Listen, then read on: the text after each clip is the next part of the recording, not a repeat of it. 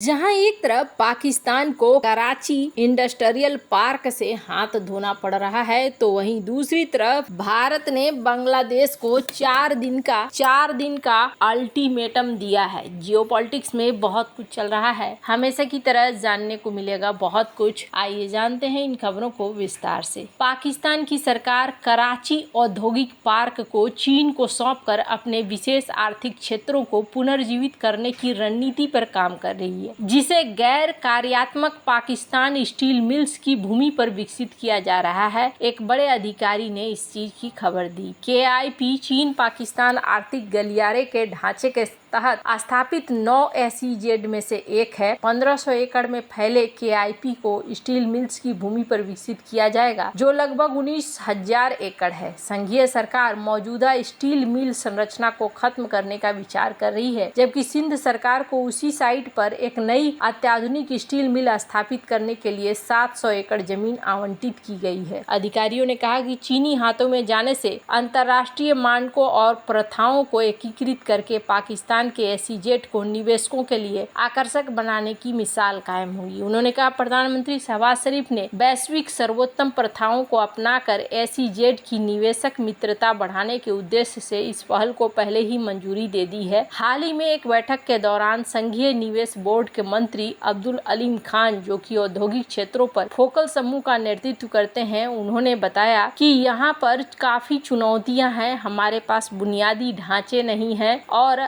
पर्याप्त नीति भी है, जिसके कारण हम बहुत तेजी से विकसित नहीं कर पा रहे हैं। औद्योगिक विकास और आर्थिक प्रगति को सक्षम करने के लिए SEZ को अनुरूप प्रोत्साहन और परिचालन में सुधार की जरूरत है। उन्होंने तेजी से सुधार का आह्वान किया। वर्तमान में पाकिस्तान देश भर में 21 अधिसूचित SEZ की मेजबानी करता है, जिनमें से प्रत्येक को निवेश के अवसरों के एक श्रृंखला को आकर्षित करने के लिए डिजाइन किया गया है। आपको बता दूं, बिन कासिम औद्योगिक पार्क, कोरंगी क्रीक औद्योगिक पार्क, सिंध में खैरपुर SEZ, हरिपुर में 77 SEZ, खैबर पख्तूनख्वा के नौशेरा में रसाकाई SEZ, साथ ही पंजाब में भी यहाँ पर शामिल है। पंजाब बलूचिस्तान इस्लामाबाद में राष्ट्रीय विज्ञान और प्रौद्योगिकी पार्क के साथ अतिरिक्त विशेष आर्थिक क्षेत्र भी शामिल है, जो विकास की पर्याप्त संभावनाएं देती है। उन्होंने कहा कि पाकिस्तान इस्लामाबाद के साथ वाणिज्यिक संबंधों को बढ़ाने में दिलचस्पी नहीं रखता है, परिणामों की उम्मीद नहीं कर रहा है। पूर्व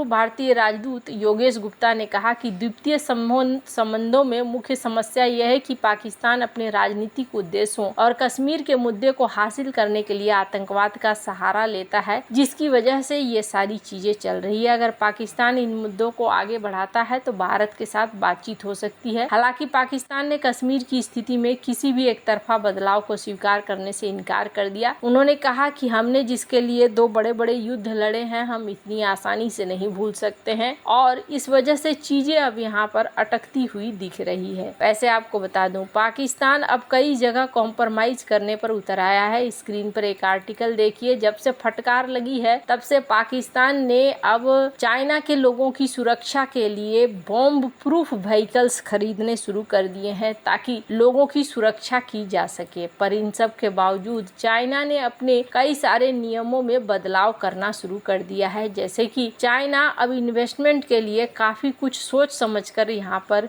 निवेश करेगा, ये कहा जा रहा है। हालांकि एक कहानी शुरू हुई गन से और अभी ये जाकर यहाँ पर खत्म हो रही है। भारत और चीन के बीच सीमा विवाद सुलझाने के साथ ही जहाँ संबंध पटरी पर आ रहे हैं, तो कभी सदाबहार सहयोगी रहे चीन पाकिस्तान के संबंधों में खटास आ रही है। और कहा जा रहा है कि जब पाकिस्तान ने चीन की खराब सप्लाई को लेकर टैंक के टरेट की सप्लाई रोक दी थी, तब से ही यहाँ पर समस्याएं खड़ी हुई थी और अब जाकर ये समस्या और भी ज्यादा बड़ी होती चली गई, जिसके बाद दोनों देशों में दरारें और भी ज्यादा देखने को मिल रही है। हालांकि कुछ वीडियोज भी ऐसे दिखाए गए थे, जिस वीडियो में ये दिखाया गया था कि चाइना के टैंक से पहिया निकल जाता है। दूसरे वीडियो में ये दिखाया गया था कि चाइना के टैंक के अंदर जो सैनिक इसे चला रहा था वो बेहोश हो जाता है। तो बहुत सारी चीजें हैं जो यहाँ पर एक तरह से असर कर रही हैं। जहाँ एक तरफ ये सब कुछ चल रहा है, वहीं दूसरी तरफ बांग्लादेश को आखिरकार भारत की तरफ से अब अल्टीमेटम मिल गया है और अदानी ग्रुप ने ये अल्टीमेटम दिया है। 7 नवंबर तक का वक्त दिया गया है। 7 नवंबर के अंदर उन्हें कहा गया है कि आप पैसे चुका दो। अगर आप 7 नवंबर के अंदर पैसे नहीं चुका पाते हो तो फिर हम आपकी बिजली को पूरी तरीके से काट देंगे। और ये बांग्लादेश के लिए एक बड़ी ही विषम परिस्थिति को जन्म देने वाला है।